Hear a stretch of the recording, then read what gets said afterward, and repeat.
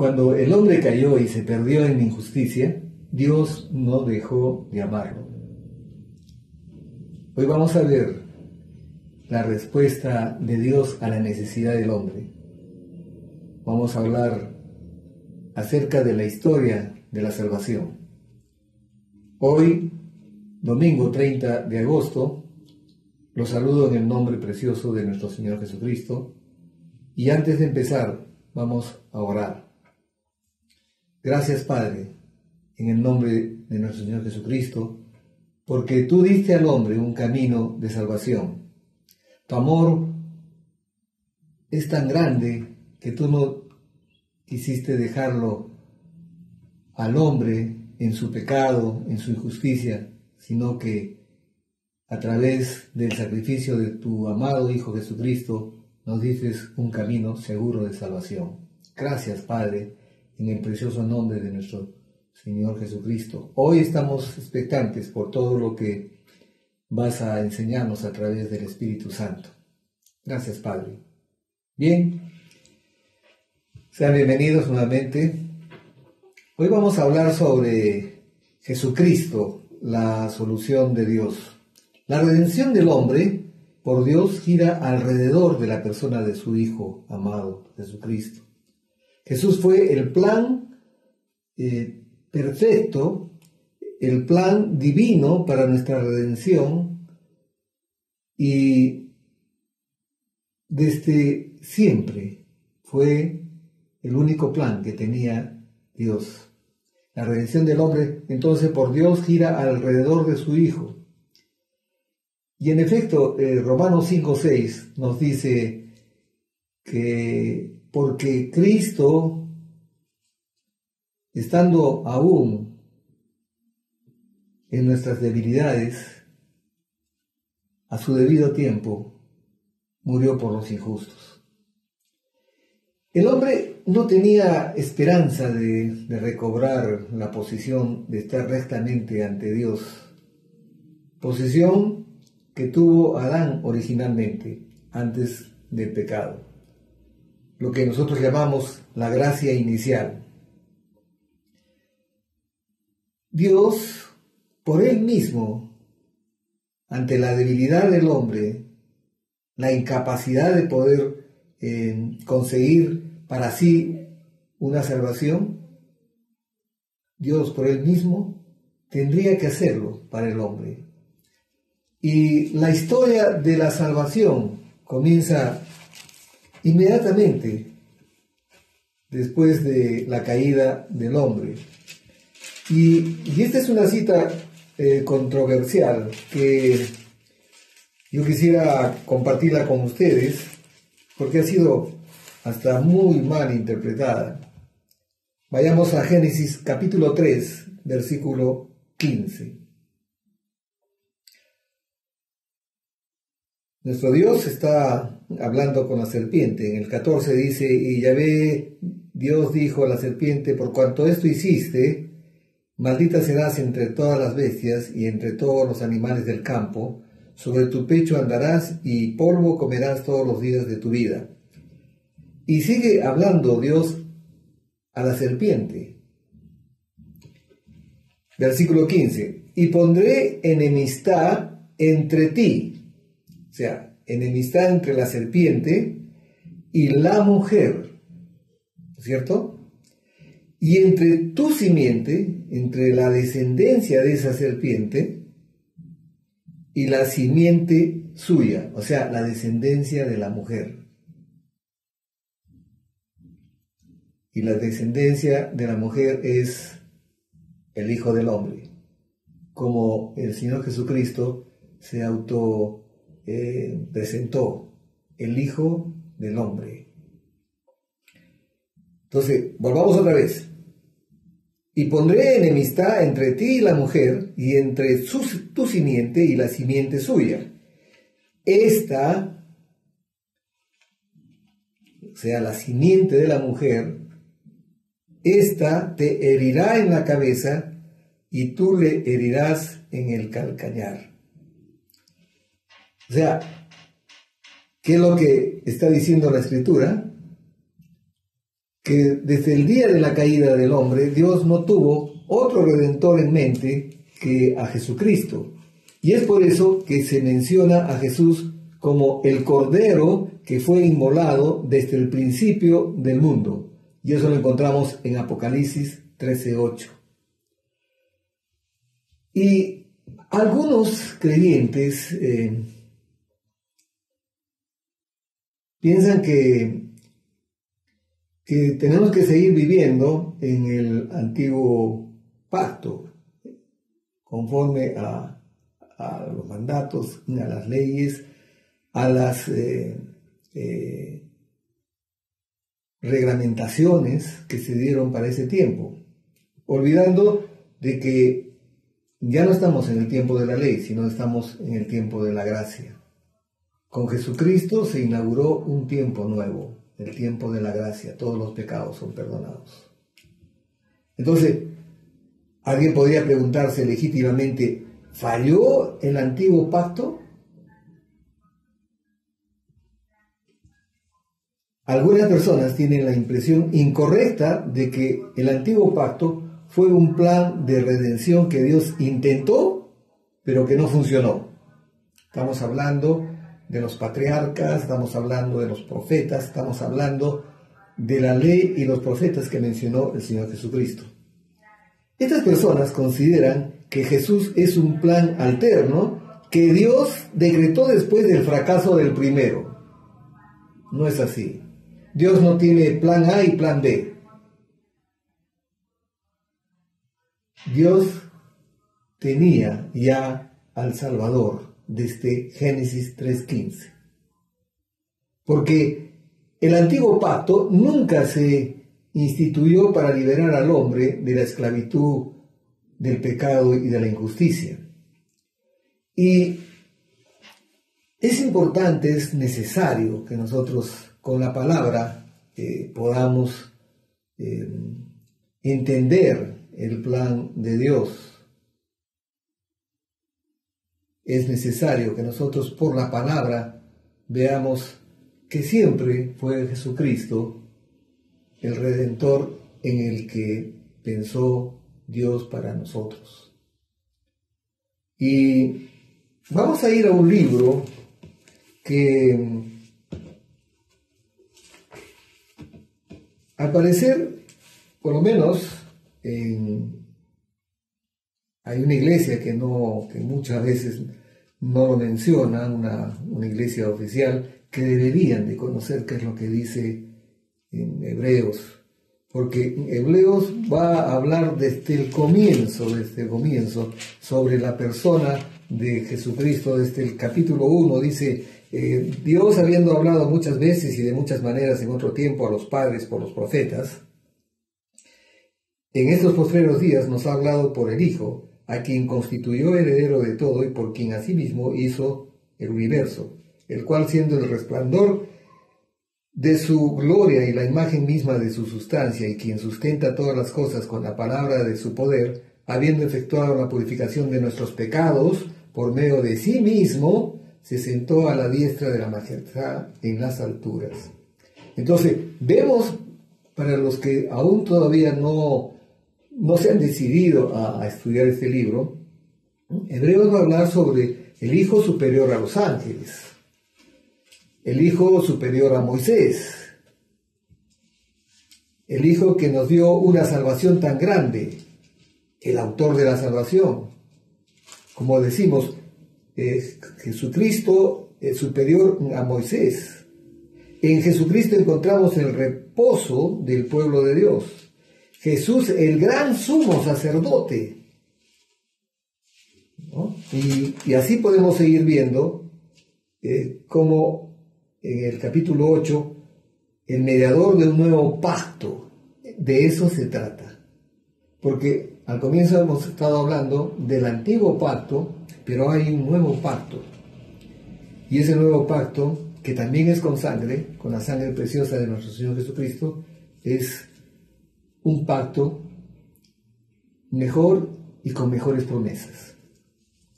Pero veamos lo que estábamos tratando de explicar. En Hebreos 10, 10:4, dice: porque la sangre de los toros y de los machos cabríos no puede quitar los pecados.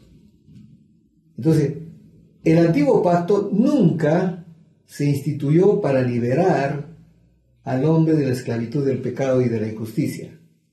El antiguo pacto es la sombra de las realidades que se van a dar en el nuevo pacto. O sea, Dios iba anunciando a través de estos sacrificios cuál iba a ser el sacrificio perfecto que nos iba a traer la liberación, que nos iba a traer la salvación.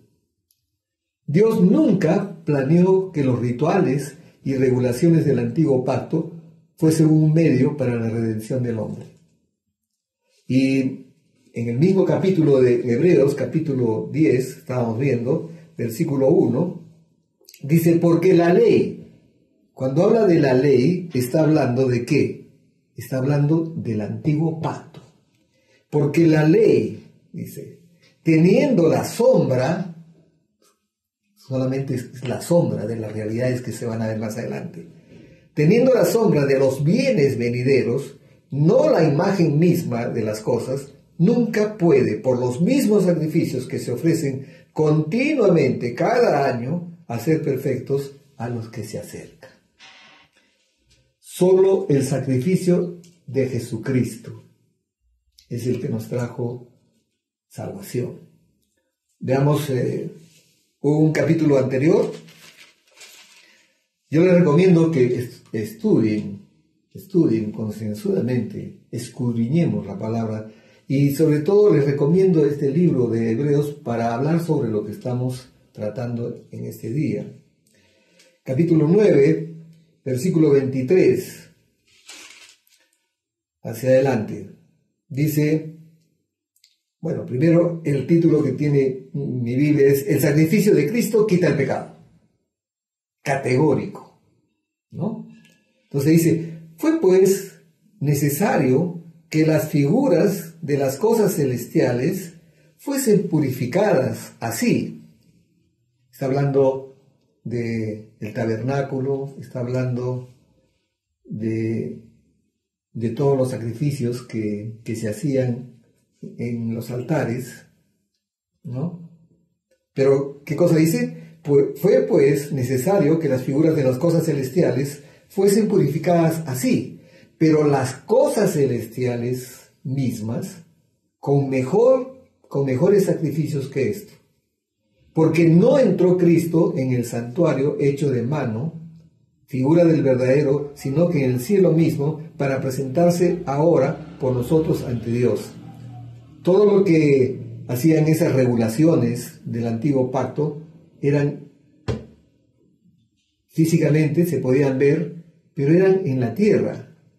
Y iban anunciando el verdadero sacrificio que iba a agradar a Dios, que no se iba a hacer en el santuario terrenal, sino en el santuario celestial. Eso es lo que está hablando la palabra. Y no para ofrecerse muchas veces, como entra el sumo sacerdote en el lugar santísimo. Está hablando del tabernáculo, donde había los atrios, el lugar santo y el lugar santísimo, donde se manifestaba la presencia de Dios. Pero ahí solamente podía entrar el sumo sacerdote, no cualquier sacerdote, sino el sumo sacerdote, y una vez al año. Entonces, y no para ofrecerse muchas veces, como entra el sumo sacerdote en el lugar santísimo cada año con sangre ajena, o sea, sangre de animales. De otra manera, le hubiera sido necesario padecer muchas veces desde el principio del mundo, pero ahora, en la consumación de los siglos, se presentó una vez para siempre por el sacrificio de sí mismo para quitar de en medio el pecado. Y de la manera que está establecido para los hombres, que mueran una sola vez y después de esto el juicio, así también Cristo fue ofrecido una sola vez. No se trata de hacer sacrificios todos los días, ¿no? Él lo hizo una sola vez para llevar los pecados de muchos, y aparecerá por segunda vez sin relación con el pecado para salvar a los que le esperan. Pero ya vendrá como el Rey de Reyes y Señor de Señores. ¿Bien? Entonces estamos viendo con la Escritura que de ninguna manera, pues, como piensan algunos, que el antiguo pacto falló, entonces Dios tuvo que pensar en un plan B. No. Todo lo que se hacía en el Antiguo Testamento era figura, sombra de las realidades que se iban a dar en la manifestación de Jesucristo, en la plenitud de los tiempos, cuando Él se manifiesta como el Hijo de Dios. Bien, sigamos. La expiación del antiguo pacto, ¿qué cosa es expiación? Es la eliminación de la culpa o pecado a través de un tercero. ¿Se dan cuenta? Estaba sobre la base del sacrificio de Jesucristo. Todos los sacrificios de animales anticipaban la muerte de Jesucristo. Por eso dice la Escritura también, eran sombras de las realidades que se iban a dar más adelante. Fue sobre esta base que Dios pasó por alto las transgresiones cometidas bajo el primer pacto. Y es interesante lo que nos dice Romanos 3:25, cuando dice: a quien Dios puso como propiciación por medio de la fe en su sangre, para manifestar su justicia a causa de haber pasado por alto en su paciencia los pecados pasados. O sea, solo fue por Jesucristo. Y en Hebreos 9:15, vamos a aclarar un poco más, dice: así que por eso es mediador de un nuevo pacto. ¿Quién es mediador de un nuevo pacto? Jesucristo el Señor. Mediador.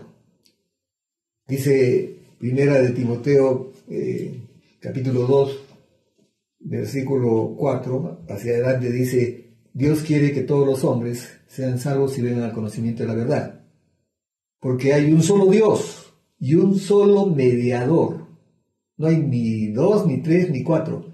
Y un solo mediador, Jesucristo, hombre. Y es de lo que dice en el versículo 15. Así que por eso es mediador de un nuevo pacto, para que interviniendo muerte para la remisión de las transgresiones que había bajo el primer pacto, los llamados reciban la promesa de la herencia eterna. Es decir, las escrituras del Antiguo Testamento apuntaban hacia Jesucristo. Y lo podemos ver en Hebreos. Es importante, por eso que nosotros vayamos a Hebreos. Siempre conozcamos qué es lo que hizo Jesucristo en el nuevo pacto. Versículo 22. Y casi todo es purificado según la ley, con sangre. Y sin derramamiento de sangre no se hace remisión. Se está refiriendo a la remisión de pecados.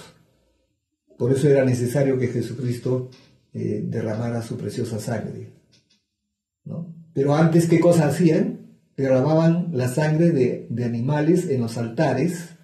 Los sacerdotes hacían eso en los altares.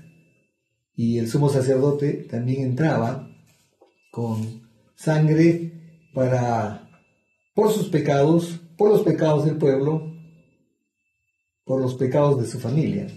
Entonces, por eso dice: y casi todo es purificado según la ley con sangre, y sin derramamiento de sangre no se hace remisión.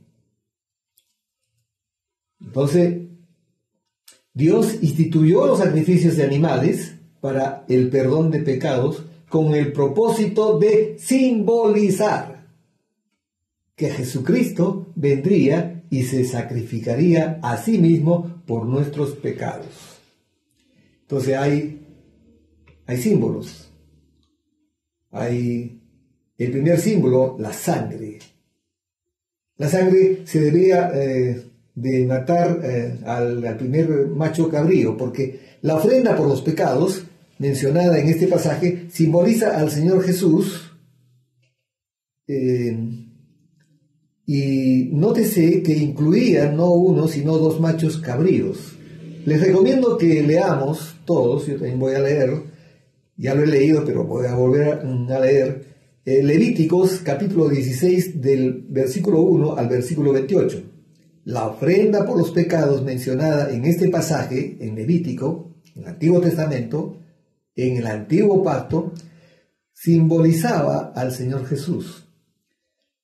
Notemos que incluía no uno, sino dos machos cabríos.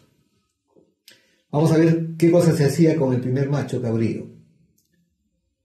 Dice, se debían de matar al primer macho cabrío y rociar su sangre sobre el propiciatorio.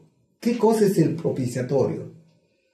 En el lugar santísimo estaba el arca de la alianza y tapando el arca de la alianza estaba una tapa, ¿no?, de oro con dos arcángeles visibles, uno frente al otro, y en el centro estaba el propiciatorio. Entonces era una cubierta del arca de oro puro,